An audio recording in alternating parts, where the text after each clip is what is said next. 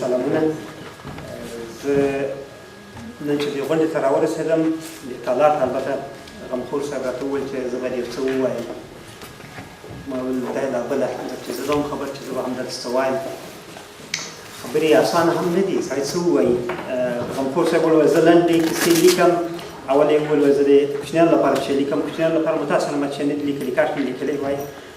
البته لنډې کیسې یا لنډې کیسو ته ورته یو څه لیکم او نور کار مې دا دی چې ژورنالیست یم، نو نه سیاستوال یم او نه هم جرګو مرکو غونډو ته ډېر ځم چې په ویناو د وینا په چل پوه شم.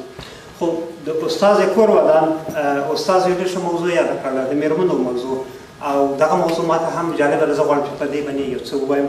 البته چې تیار نه یم ورته، نو خبرې به مې نظم ونه لري، ګډوډي به وي، لاره بخښنه وکړم. زموږ یو همکارو خدای دې لري ګوهر صاحب نومیږي، د پښتونخوا د صوابۍ اوسېدونکی دی. دی شعر هم وایي. د ده یو بیت دی چې تل زما په زړه ورېږي. د ده بیت دی وایي که منډه وي که تړله وي کسان دي که سندري، د ننګ غیرت په وخت کې څه کول مه هېروه. دا د ننګ و غیرت وخت ماته جالب دی. هر چا ته تعریف شاید بیل وي.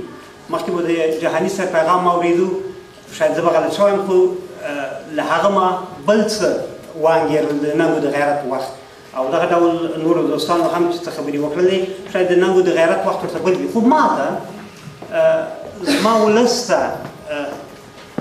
هغه ولس ته چې دا تر اوسه پورې خپلو کوچنیانو ته حیوانان وایي او خپلو مېرمنو ته د بده مرغه ناقص العقله وایي یا نه پوهېږي، تبدیه هم ورته په سپکه ګوري. راځئ یو خبره درته وکړم. په کندهار کې تاسو خبر یاست چې پوهنتون شته، نه پوهېږم څو کاله کېږي چې پوهنتون شته، خو تر اوسه کې یوه نجلۍ هم نشته چې درس ووایي. په ګردیز کې هم پوهنتون لرو، هلته یوه نجلۍ نشته چې درس پکې ووایي. په خوست کې هم لرو، هلته هم یوه نجلۍ نشته چې پکې درس ووایي.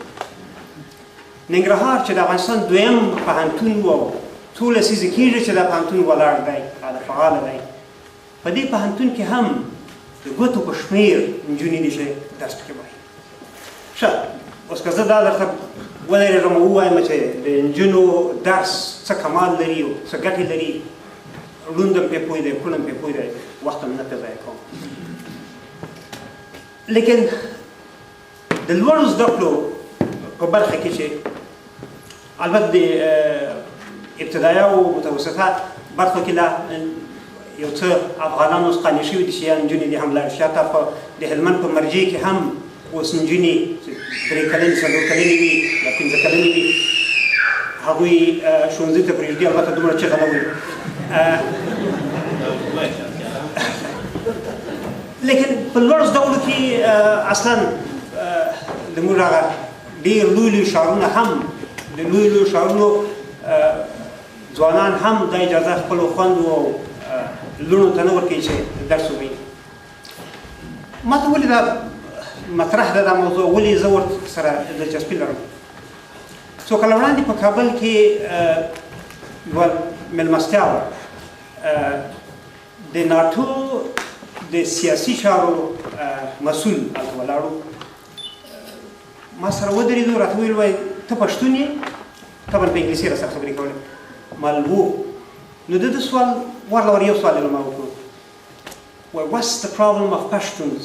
وایي د پښتنو ستونزه څه ده، مشکل څه دی؟ ما داسې ورته وکتل او واره مې بېله فکر کوم یوه جمله په خوله راغله، پښتانه دنیا نه پېژني او دنیا پښتانه نه پېژني.